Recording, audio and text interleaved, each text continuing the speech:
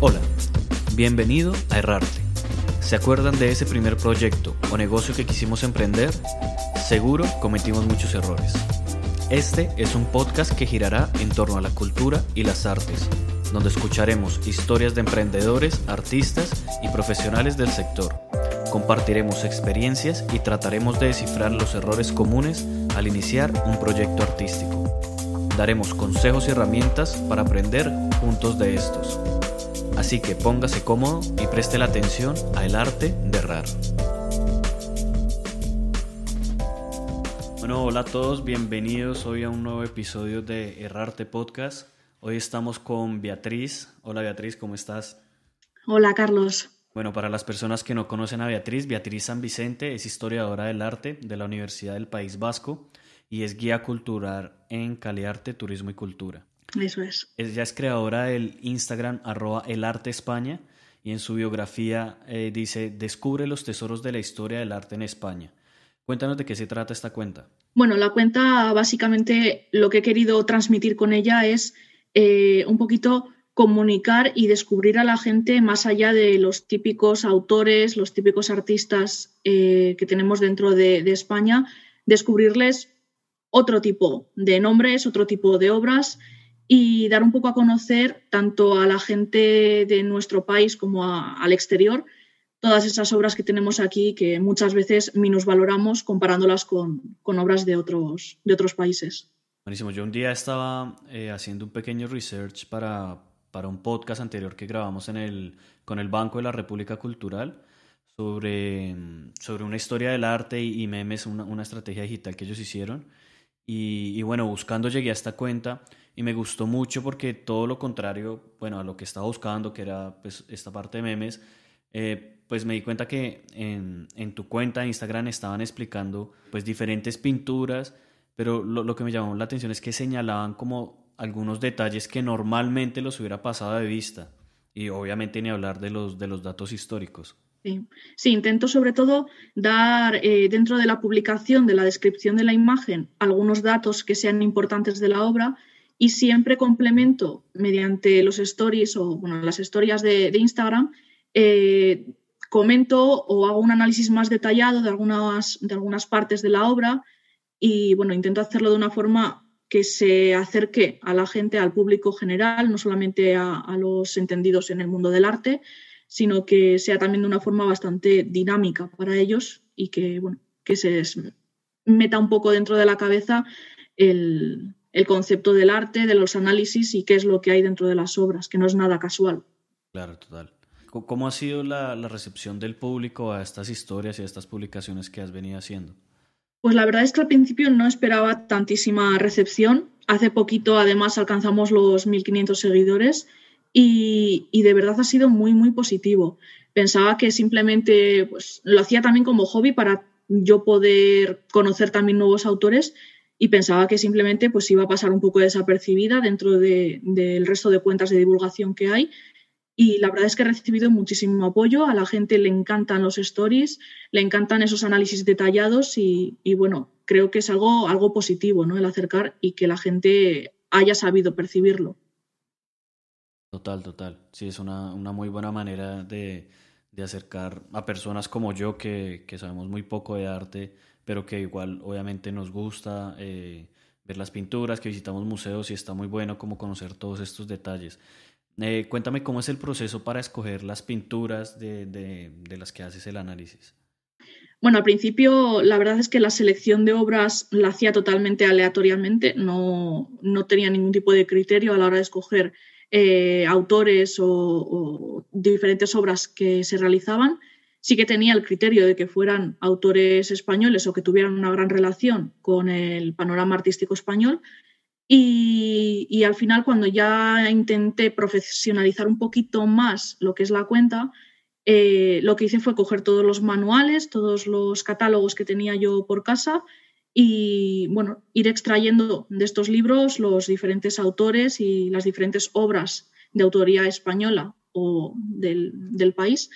Y bueno, me hice un listado y después de hacerme el listado lo que hice fue clasificarlos por siglos y me hice una especie de tarjetitas con diferentes colores, no sé si se ve muy bien, pero cada siglo corresponde a un color diferente y lo que hago es aleatoriamente saco un color y la obra que salga es la que comento, para intentar variar un poco y que no sea siempre de la misma época. Vale, perfecto. ¿Y cuáles son tus principales fuentes de investigación? Pues me baso muchísimo en las páginas web de los museos, en el caso de que estas obras estuvieran digitalizadas. Y como ya te he comentado, en los manuales y en los diferentes catálogos que tengo por casa, al final yo creo que son las fuentes más fidedignas, de las que más te puedes fiar. Y bueno, como no, alguna vez también de algún blog de historia del arte, siempre y cuando vea que la información está contrastada y que es una información útil, Claro, pues de ahí es donde saco los recursos. perfecto. ¿Y de dónde nace esta pasión tuya por el arte?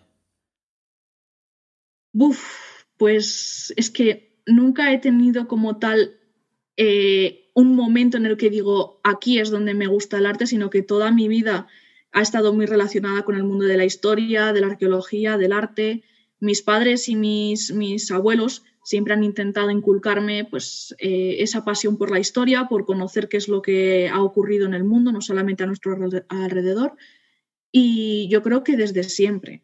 Igual sí que puede ser una fecha muy puntual, el instituto, en segundo de la ESO, con unos 14 años o así, recuerdo hacer un trabajo en relación a algunas obras de arte de Rembrandt y de Velázquez, y ahí vi que, bueno, que me había encantado hacer el trabajo y desde entonces tuve muy claro que quería encaminar mi mundo hacia el arte.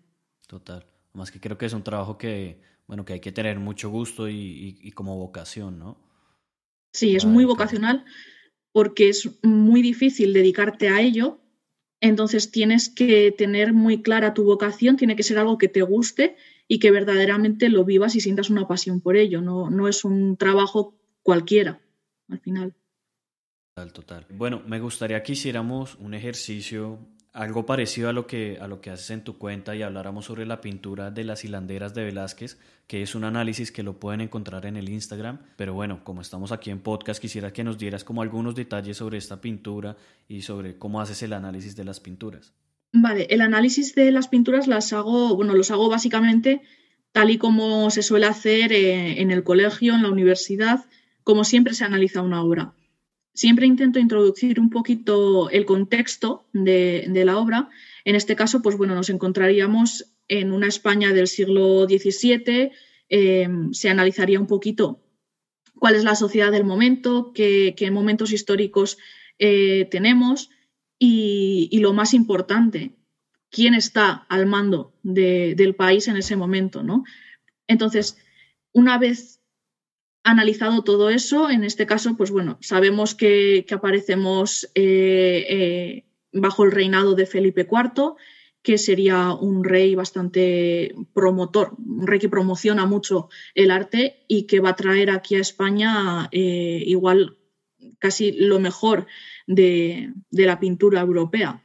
Y, y uno de estos pintores que va a destacar sobre los demás, sin duda alguna, va a ser Velázquez, ¿no? Que también va a ser uno de los grandes nombres que se conocen dentro de la pintura española. Siempre si pensamos en pintores españoles, nos viene a la mente Velázquez, Picasso, Goya. Y bueno, yo, como siempre digo, son los cuatro jinetes, ¿no? Del apocalipsis de la pintura española. Y bueno, esta es una obra que la podéis encontrar en el Museo del Prado, que además recientemente he escuchado que han reorganizado su obra dentro del museo. Y bueno, O sea, la han reubicado. han reubicado todas las obras, han reorganizado todo el museo para hacer una especie de exposición temporal más inclusiva con las mujeres artistas, las mujeres pintoras. Han intentado hacer, pues bueno, normalizar esta Claro. aparición de mujeres artistas. Entonces, pues bueno, no sé ahora exactamente en qué sala la habrán ubicado, no sé si la habrán tocado tampoco, porque ya os digo, la obra de Velázquez es de tanta importancia que dudo que el Museo del Prado la haya reubicado en un sitio diferente al que ya estaba. Pero bueno, como tampoco me quiero mojar en si sigue en su misma ubicación o no, lo Sí. dejamos ahí un poco en incertidumbre. Y bueno, la encontramos, eso es, en el Museo del Prado, y es igual una de las pinturas más conocidas junto con las Meninas, que va a ser también el eje vertebral del museo. Y bueno, lo que aquí vemos básicamente es una obra, una escena dividida en dos diferentes espacios. Un espacio que nos aparece justo delante nuestro y un espacio que lo encontramos detrás de un arco, detrás de una puerta, y son claramente dos escenas que están relacionadas.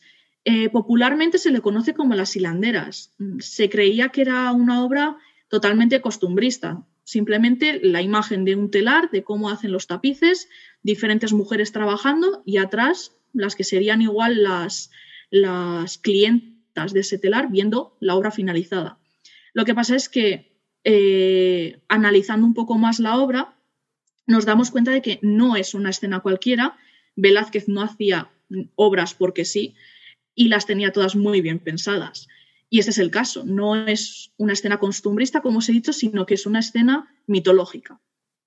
Por eso también su segundo nombre es la fábula de Aracne, que no sé si sabrás, pero Aracne fue un personaje dentro de la mitología griega que, bueno, decían que era la mujer que mejor tejía en toda Grecia. Y esto a Atenea, que era una de las diosas más importantes dentro del ámbito griego, le repateaba muchísimo. No le gustaba saber que alguien hacía algo mejor que ella. Ya sabemos cómo son los dioses también griegos, que siempre quieren ser los mejores en todo. Y lo que hacen es, Atenea le desafía a Aracne a un concurso de tejer. Y bueno, en el cuadro lo que nos están mostrando es justo ese momento en el que las dos mujeres están tejiendo. Vemos a Aracne, que sería la joven que encontramos de espaldas, y tenéis la imagen delante. Es la mujer que encontramos de espaldas tejiendo, como reorganizando los hilos, y en cambio Atenea la encontramos en el otro lado, que está representada como si fuera una mujer mayor. Pero sabemos que no es una mujer mayor porque la pierna que Velázquez deja al descubierto es una pierna tersa, es una pierna joven. Por lo tanto, sabemos que es la diosa disfrazada de una anciana para engañar a Aracne. Entonces... Que tiene la cabeza tapada con un eso manto es. blanco. Tiene la cabeza un poco desviada hacia un lateral y aparece con el pelo cubierto por un manto blanco. Eso es. Y las vemos a las dos tejiendo. Sobre todo se ve ese movimiento, esa acción de tejer en la rueca que está utilizando Atenea. Entonces, esta sería la primera escena antes de que ocurra verdaderamente el juicio y verdaderamente se descubra quién es esta mujer mayor. Y justo ese momento es el que encontramos detrás. Detrás, si podéis observar, tenemos por una parte a dos doncellas muy bien vestidas que están de espaldas, aunque una de ellas nos está mirando. Y luego, por otra parte, encontramos en medio un tapiz con una mujer que está mirando a otra mujer con un casco, y en este caso al principio se pensaba que eso era parte del tapiz, sí, que no eran personajes externos a esa obra. Y resulta que la mujer que aparece en el centro es Aracne y la mujer que aparece con un casco es Atenea, que es uno de los atributos de la diosa. Y lo que está haciendo es, en ese momento, delante de las otras doncellas que les rodea, convertir a Aracne en una araña, ¿vale? De ahí viene también todo el mito que hay detrás de la araña, convierte a esta mujer en este insecto y le condena a estar tejiendo durante toda su vida, ¿sí? Sin parar, constantemente. Y esto sería más o menos la imagen que nos crea Velázquez. Pero es que no se queda ahí. Velázquez conoce muy bien las obras que Felipe IV ha traído a España, conoce muy bien las obras que hay dentro del patrimonio real, y justo lo que nos representa en ese telar es una obra de Rubens que se conserva en el Museo del Prado, que es una copia también de Tiziano, creo que era de Tiziano, y es el rapto de Europa, que es una obra que además se encuentra justo al lado de la fábula de Aracne, que el Museo del Prado la ha querido colocar ahí para que nos fijemos. Y es el momento en el que Zeus, el padre de Atenea, además, rapta a Europa. Ya sabemos que Zeus siempre se convertía en cualquier cosa con tal de yacer con un hombre, con una mujer. Y en esta fábula del rapto de Europa, Zeus se convierte en una vaca, en un toro, para poder yacer con esa mujer. Entonces, el telar también tiene su propósito dentro de la obra, porque Aracne lo que ha hecho ha sido enseñarle a Atenea las artimañas que hacía su padre para estar con personas y ser infiel a su mujer. Por lo tanto, el enfado de Atenea es doble. Por una parte, porque ha tejido una obra muy buena, y por otra parte, porque ridiculiza a su familia.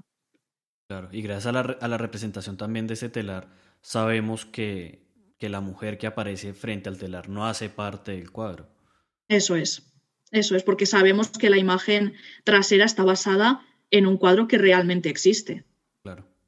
Eso es. Wow, buenísimo. Toda esta explicación la podemos, de hecho aquí estoy viendo y la podemos encontrar también en las historias destacadas de tu cuenta, ¿verdad?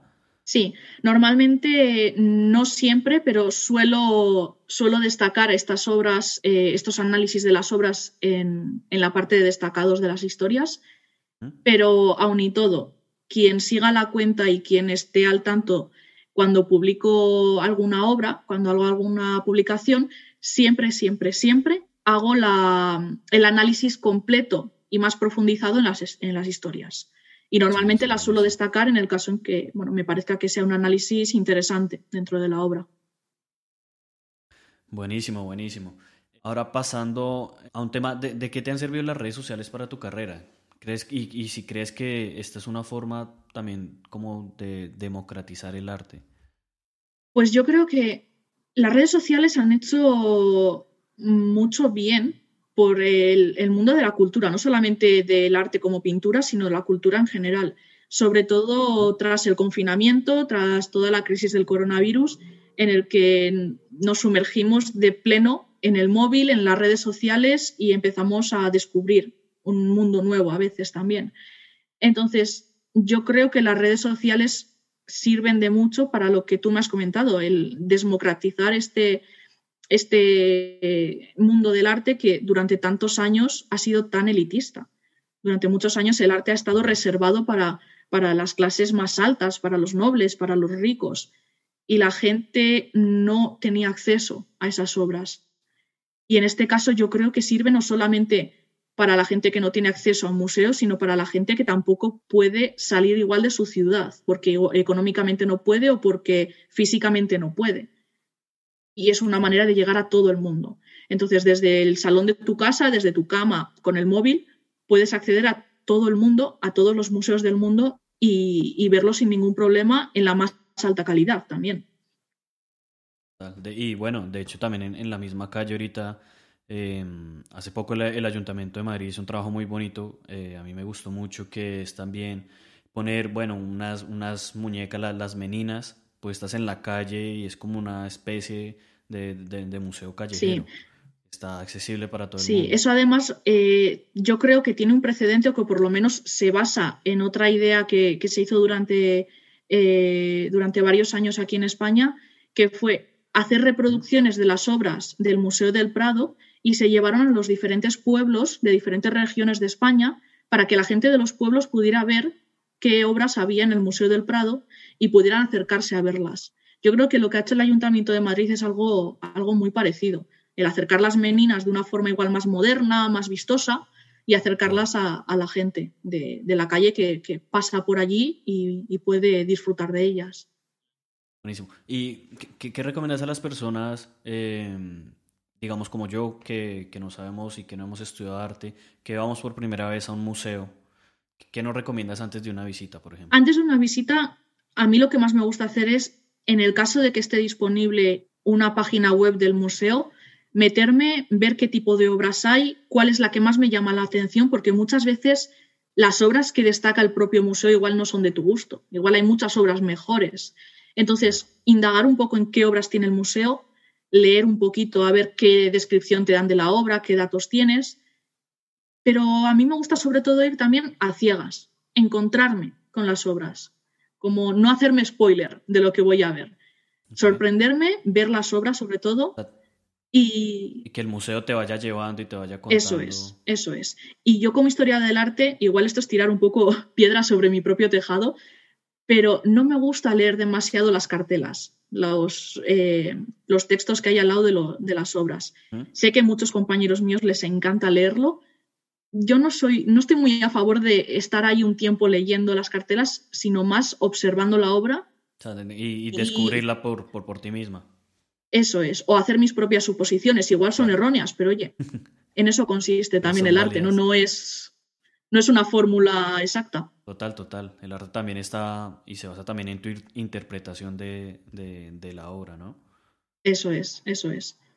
Así que esos serían básicamente los consejos que les daría a la gente. Si quieren ir a algo más fijo, si tienen un tiempo limitado, descubrir un poquito de antemano en la página web de los museos qué tipo de obras les gustaría ver. Y si no, si tienes tiempo, sumergirte en el museo y lo que tú has dicho, que la ola del museo te vaya llevando por las diferentes salas. Bueno, por último, preguntarte cómo es el trabajo de guía cultural, cuáles crees que son los mayores desafíos de este trabajo. Bueno, yo es que mi trabajo es bastante diferente de unos días a otros. Realizo guías educativas, es decir, contratadas por los colegios, y les realizo una guía por la ciudad medieval de Vitoria. Entonces, en ese caso, a veces es un poco frustrante, porque los niños en el fondo a lo que van es a salir del colegio, a estar pues un día diferente, ¿no? Entonces, sí que es gratificante a veces cuando ves que sí que les interesa y ponen interés en ello, y otras veces te frustra un poco ese sentimiento de niño que lo que quiere hacer es disfrutar, que como es lógico. Pero por norma general es muy gratificante. Y luego hago otras visitas que son las de la oficina de turismo y ahí sí que me gustan muchísimo más porque la gente va con un interés de conocer la ciudad, de conocer la historia y por mi experiencia personal, por el tiempo que llevo de guía, me gusta muchísimo acercar la historia y no hacerlo tanto datos históricos, fechas, sino hacerlo algo más ameno, contar muchísimas anécdotas y hacer de un recorrido que al final se les quede en la memoria y que lo recuerden. Y que cuando pasen por una calle o cuando vean un edificio se acuerden de, joder, pues Beatriz nos comentó que aquí ocurrió esta cosa o que vivió esta persona. Me gusta acercarlo y creo que es una profesión muy vocacional también, que tienes que tener mucho don de gentes porque te puedes encontrar con todo tipo de visitantes, pero en general se disfruta mucho y yo estoy muy a gusto, desde luego. Buenísimo, buenísimo, Beatriz. Bueno, pues invitar a toda la gente a que visite de nuevo, recordemos por último las redes sociales de tu proyecto. Sí, bueno, en Instagram estoy como El Arte España. También tengo una página de Facebook para aquellos que no tengan un perfil en Instagram, que tiene el mismo nombre, El Arte España. Y por ahí es por donde me vais a poder encontrar. Bueno, invitar a todas las personas que nos están escuchando a seguirla, toda la gente que le gusta el arte. En verdad hay unos análisis muy buenos y bueno, y no se pierdan sobre todo las stories. Para mí es lo que más me ha gustado. El análisis de las stories está buenísimo. Para terminar, te voy a hacer 5 preguntas rápidamente para saber la gente que ha consumido en la época de la pandemia. Entonces, ¿qué artista o disco te acompañó en la cuarentena?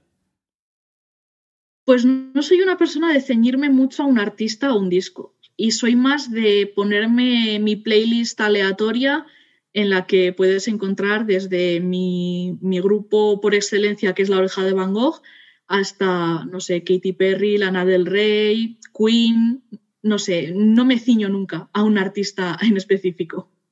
Vale, variado. ¿Alguna serie o película que recomiendes?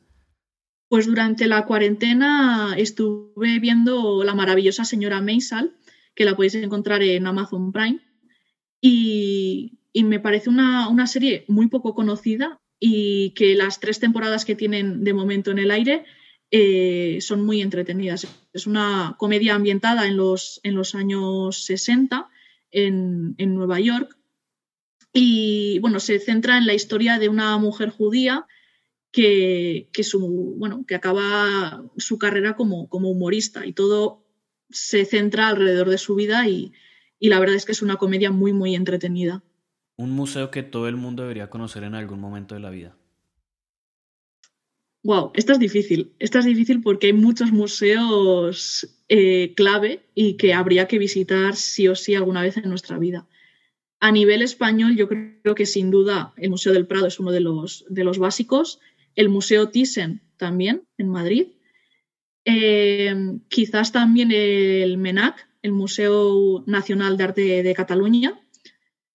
Y yo creo que en general a nivel España tenemos unos museos muy buenos. Aunque no sean tan conocidos, son muy buenos y tienen una obra de una calidad maravillosa.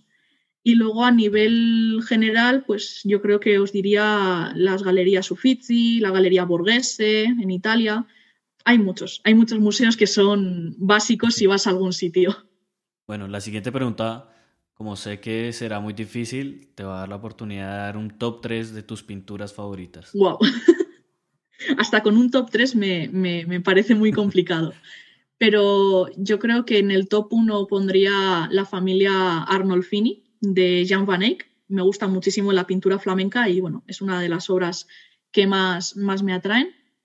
Por otra parte, igual alguna obra de Caravaggio, no te sabría decir cuál, la verdad. Y a nivel España me encantan las obras del inicio de Velázquez. No sabría decirte si La vieja friendo huevos o El aguador de Sevilla, pero Velázquez es uno de los pintores que más me gustan.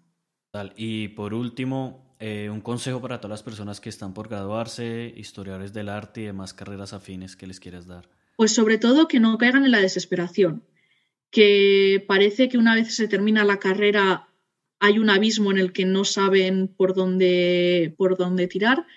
Creo que no hay que caer en la desesperación, que hay que intentarlo 1001 veces y que siempre al final van a encontrar algo y sobre todo que no escuchen las críticas de los demás, porque vivimos en un mundo en el que siempre nos dicen no hagas esto porque no va a tener salidas. Yo siempre digo, si estudias algo que te gusta, vas a hacer todo lo posible porque tenga una salida. Entonces que vayan por su sueño y que luchen por ello y no escuchen a las críticas. Total, así es. Bueno, Beatriz, muchísimas gracias de nuevo por estar aquí participando en el podcast y bueno, esperamos ir pronto a conocer el País Vasco y poder visitar. Aquí os espero. Muchísimas gracias, Carlos. Hasta luego.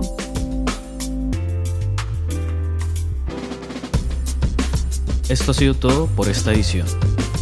Nos encuentran en redes sociales como @errartepodcast. Recuerden suscribirse, descargar los capítulos para que no gaste datos y compartirle este podcast a su amigo artista. Gracias por escucharnos y hasta la próxima. Producción y música original por Carlos Cuenca.